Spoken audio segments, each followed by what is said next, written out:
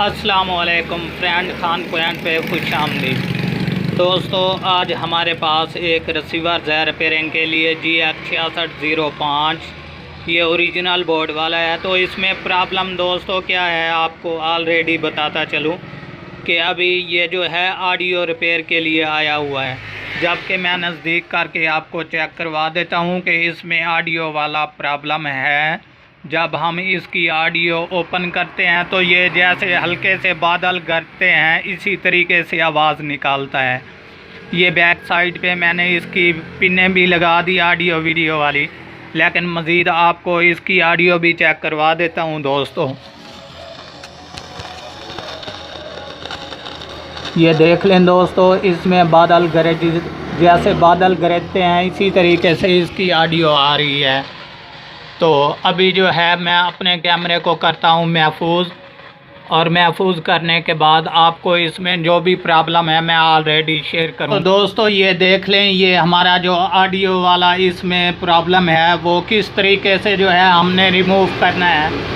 तो सबसे पहले मैं आपको जूम करके चेक करवा दूँ। ये देख लें दोस्तों, यहाँ पर हमारे दो ट्रांसिस्टर्स होते हैं।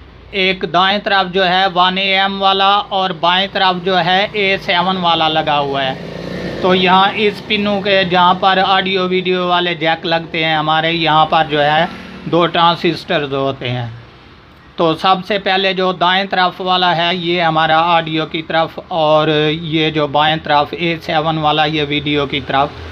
तो हमारा प्रॉब्लम अभी यहीं पे बन रहा है दोस्तों, जबकि मैं आपको ऑलरेडी इंशाल्लाह चेक भी करवा दूंगा और उसके बाद इसका कंप्लीट इलाज भी बताऊंगा। अगर यहाँ से हम एक जंपर उठा दें तो इसकी आवाज़ तो निकल आएगी, साफ़ निकल आएगी, लेकिन वो ओरिजिनल ऑडियो नहीं होगी जो कि अभी दे रहा है।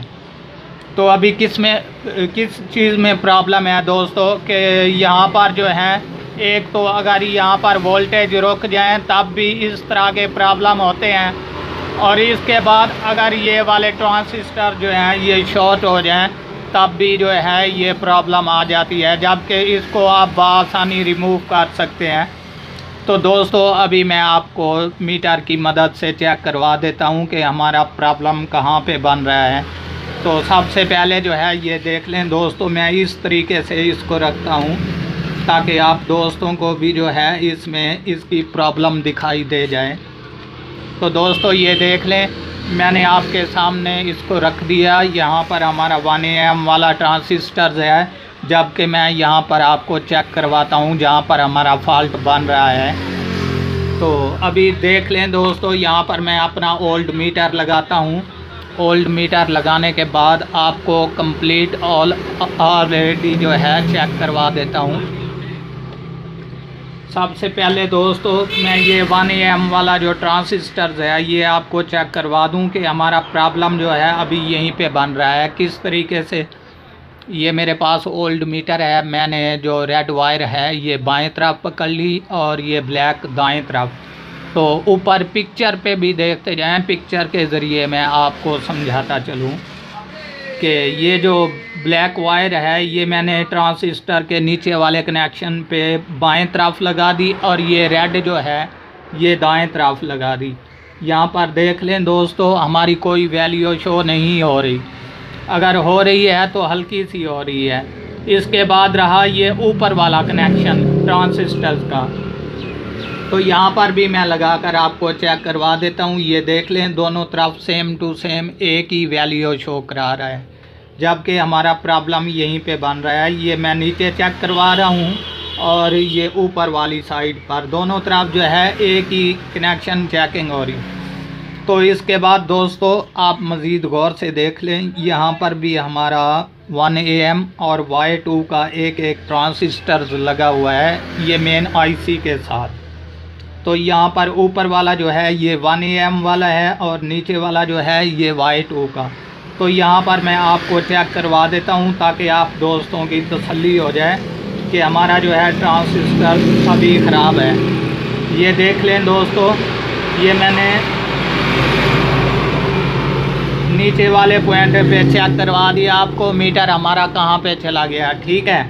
तो इसके बाद रहा ये अकेला जो पॉइंट है, यहाँ पर भी मैं आपको चेक करवा देता हूँ। ये देख लें, ये हमारा 1 AM वाला जो है, यहाँ पर ट्रांजिस्टर क्लियर है, ये ओके है, जो अपनी वैल्यू शो करा रहा है।